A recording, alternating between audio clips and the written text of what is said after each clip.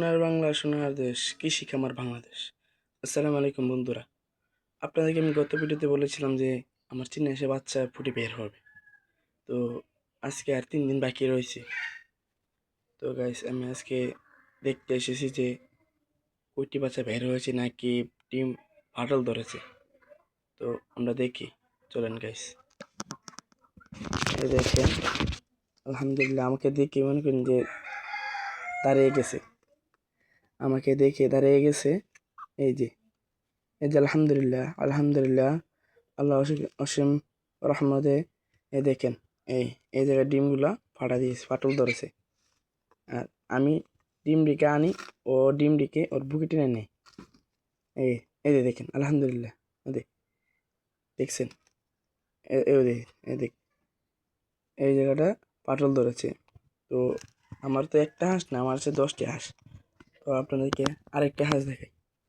এই যে দেখেন, আলহামদুলিল্লাহ আলহামদুলিল্লাহ।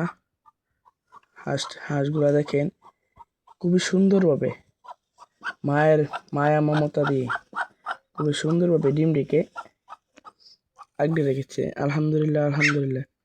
এটার মধ্যে ফাটল ধরেছে। আলহামদুলিল্লাহ। দেখেন, এই যে গাইস, আপনারা দেখতে পাচ্ছেন কি আমি জানি না। যদি দেখছেন, এই জায়গাটা একটা ফাটল ধরেছে, আর এই জায়গাটা একটা ফাটল ধরেছে।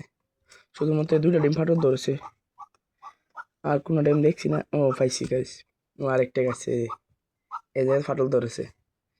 তো আপনারা দেখলে অবাক হয়ে যাবেন যে চিনি হাঁস যেখানে খুশি সেইখানে ডিম পারে। বা কিছু জায়গা বা এটা আপনি খড়গুড়াতে রাখছেন বা এখানে ডিম। দেখেন আমার এক হাঁস কোন জায়গায় ডিম পারছে, দেখেন এলো হয়ে গেছে। এই বালতির মধ্যে কিছু বোনা ছিল, মাটি আছিল। তারপর আমি দেখি হাঁসটা এখানে বসছিল। তারপর আমি বন দিয়েছিলাম পর দেখি এখানে আসা আপনি ডিম পারতে পারতে প্রায় 9টার মতন ডিম পেরে ফেলছে। আশা করি একটা ডিম পারবে। তো পারলে তারপরে আমি তো এখানে রাখবো না। আমার তারপরে দেখি টুলা, শিয়াল, আরও বিভিন্ন ধরনের প্রাণী আছে, তারা ডিম বা হাঁস খেয়ে ফেলে।